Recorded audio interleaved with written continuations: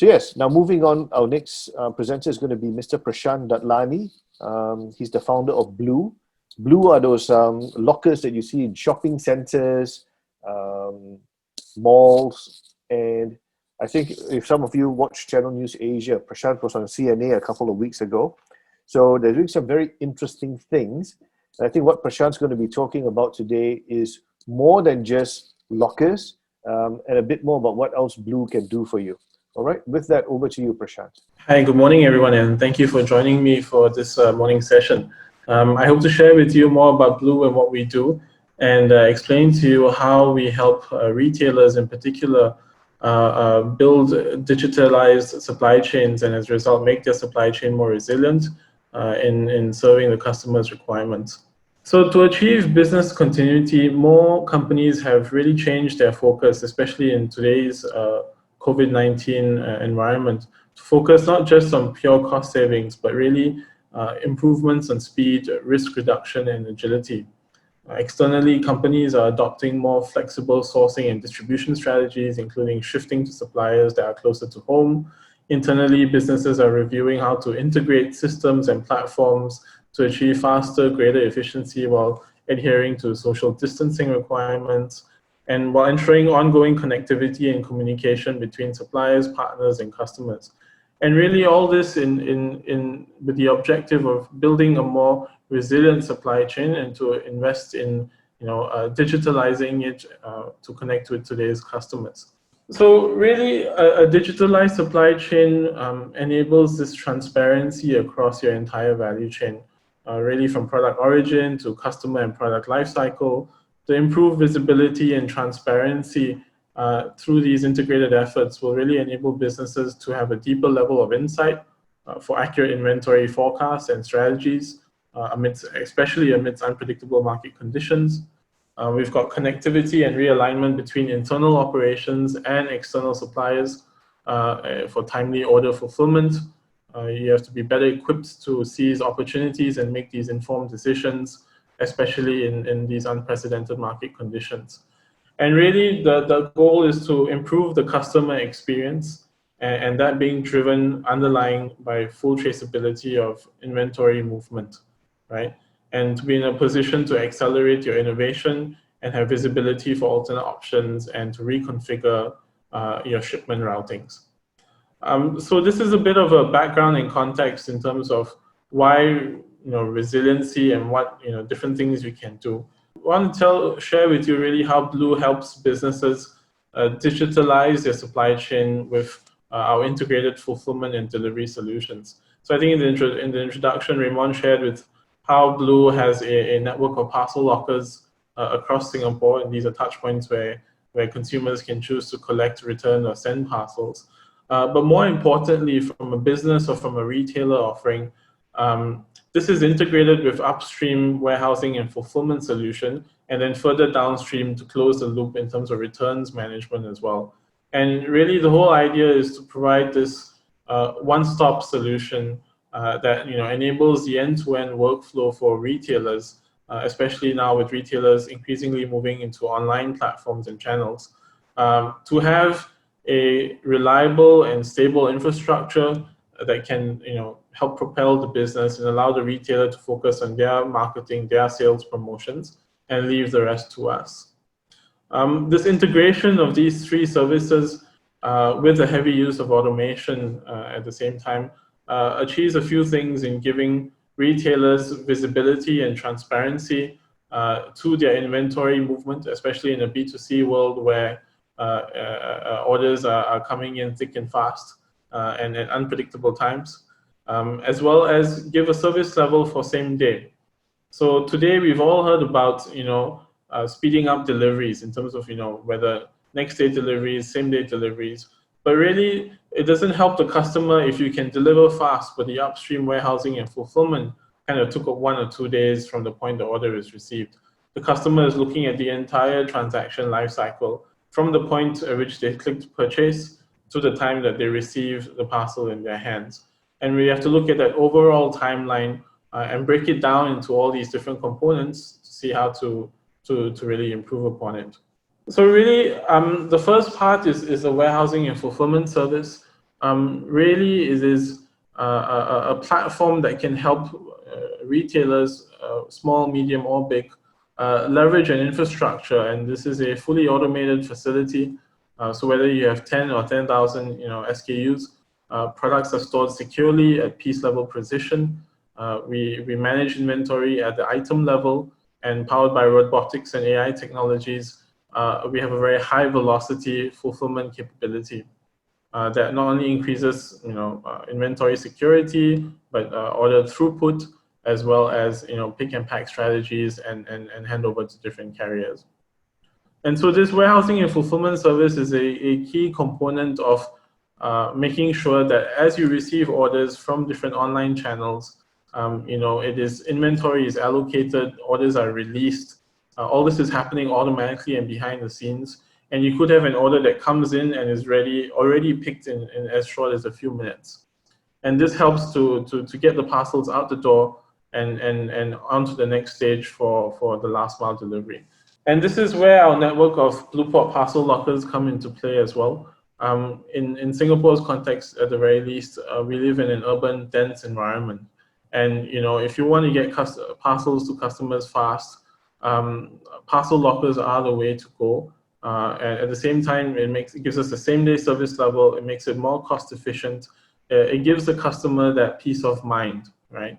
And from a consumer perspective, there's two elements of convenience that we like to share. There's the physical convenience, and then there's the mental convenience. A consumer might think that, hey, the delivery to my house or to my door is more physically convenient, right? I don't have to go somewhere to pick it up.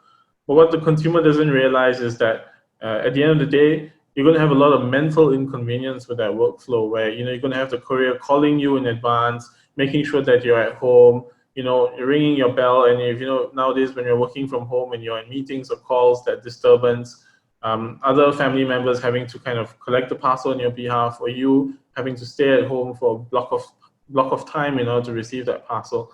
So there's a lot of mental inconvenience associated with home delivery, which is completely eliminated when you're doing deliveries via parcel lockers, where you know that the parcel is delivered, is ready for collection, you have a window of time to collect the parcel, and it's really waiting for you and not the other way around.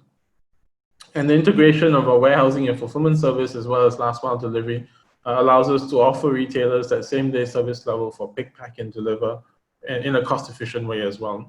The last part of this whole cycle is the returns management process. And for anyone dealing in a B2C environment, there's two sides to the coin, right? Getting a lot of sales or a lot of items out the door to consumers can also then mean a high rate of returns, and that's a cost to the business.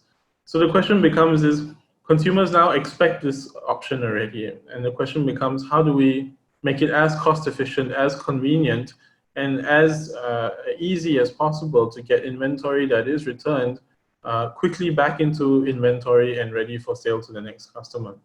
And this is where the Blueport plays a key role as well in providing these convenient touch points for consumers to drop off their return parcels easily at their own convenience, at their own time, 24/7 round the clock. And because of that same-day service level that we're performing, we're anyways visiting each Blueport every day. And as a result, the return items come back equally fast back to the facility and put back into inventory, assuming it passes through your QC checks and available for sale again. And this is unlike a alternate returns model where you have to submit an RMA, you have to wait for a carrier to schedule that pickup, you get those phone calls in between, you have a block of time in which you have to wait around in order to hand over the return item, and then it takes a long time before the inventory is put back into, the return item is put back into inventory and available for sale again. So really, in conclusion, we're looking to work with retailers and allow them to grow their businesses, leverage our infrastructure and solutions in a automated and scalable way to manage, upstream warehousing, fulfillment, inventory transparency, order fulfillment in a high velocity way, and then coupled with the last mile capabilities. Obviously, the question will still be, hey, what about normal doorstep deliveries as well? We do work with a variety of partners who perform those services and are regularly picking up parcels from our facility. in order to either get it to the door domestically or otherwise cross-border to international customers as well. So this is a bit of a background about us. We work with the government very closely as well in terms of enabling these locker options in a variety of touch points. Today we are in shopping malls, petrol stations, office buildings, universities, convenience stores. And really the idea is to be along the user's commuting journey and provide them the convenience of saying, hey, today I can purchase an item and say, have it same day delivered to a blue port that's near my yoga studio because I'm getting a new yoga mat, for example, and not always be constrained to having the item delivered to my home or to my door.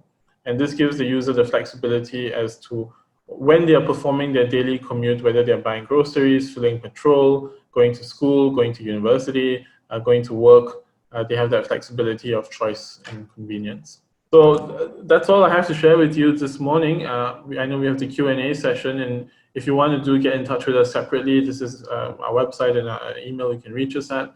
And we also have those consultation sessions down the road as well. All right, thank you. Yes, thank you very much, Prashant. And we'll go straight into the first question. I think this is a business process related question. What medium does Blue use to communicate all the steps of the returns or delivery process with its customers to ensure a seamless experience? Is it via app or is it via SMS? So we offer a variety of mediums. Today we do have a mobile application on both the iOS and Android platforms that allow users to manage their parcels in terms of having access to the QR code, extending the collection window, making a booking to send a parcel, etc. But for those who aren't using the mobile app, we have different communication mediums from email to WhatsApp to SMS. And in fact, our use of WhatsApp has been what has been really helpful to our customers or to the end consumers. When you get a WhatsApp notification when your parcel is ready for collection, you get a QR code image that you can scan at the blue port to easily collect.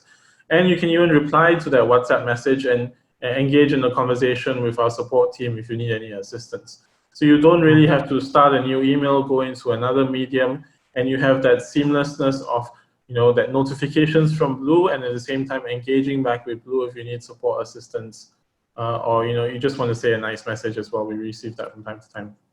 All right, okay. Second question is, has Blue ever been implemented in a rural area or a less densely populated country as compared to Singapore? So the different elements that are critical to making this entire kind of workflow work.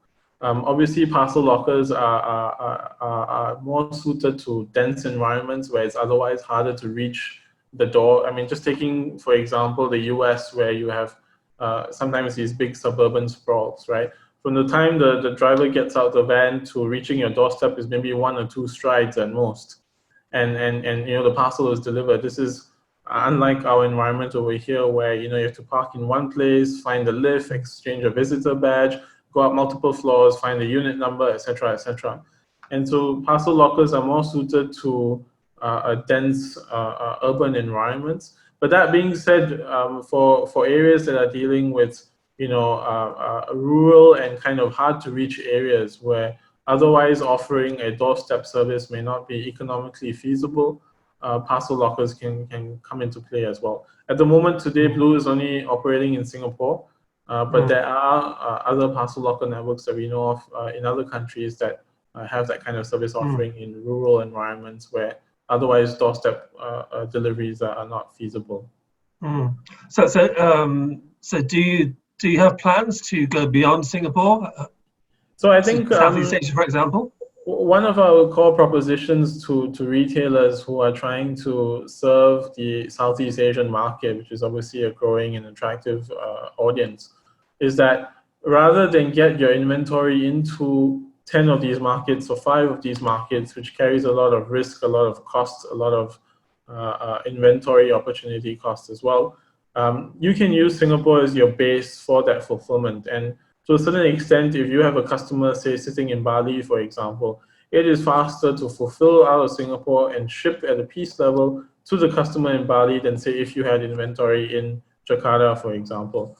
And so for retailers who want to kind of build up their digital and online channels and wants that low risk, low cost, and fast go-to-market strategy, we say building up your fulfillment capabilities while working with us, where you have that high velocity throughput, same day uplift to the different carriers, and you can service the entire region. With that being said, we don't rule out kind of expanding into other advanced markets as well, which are suited to these kinds of operations. All right. Okay. Okay. I think we just have a little bit of time left. But you very quickly. You mentioned the Federated Locker initiative, which has been pretty well covered in the media. So, what's the ambition? What's the end state for that? Where do you expect it to go in the next couple of years? I think it's clear that parcel lockers as a means of receiving or returning or collecting parcels is definitely here to stay. I think the question becomes is what kind of service levels, what kind of consumer experiences can retailers build on top of that in service of end customers? And more than just the parcel lockers, the upstream warehousing, fulfillment, and ability to integrate with multiple online channels, especially in today's age where you're dealing with multiple marketplaces, as well as your own .com site, is key in terms of how you get that velocity of fulfillment, which then generates the speed, which then says, hey, I can get something same day picked up from a locker, I can return it back to that locker or to any other locker, goes back in the inventory, and the customer and the retailer is able to build a sense of loyalty with the customer for having offered that kind of service level, where then the inertia to make a second or repeat purchase is lowered, and then that's where you build the traction. All right, thank you. Okay, thank you very much, Prashant Dadlani from Blue, for telling us all about your company and about your plans for the future. And it's my duty to hand back to Ramon. All yours. Thanks, Bob. I think it's always nice to see a homegrown talent, a Singaporean company on the world stage. And I think we've got two this morning.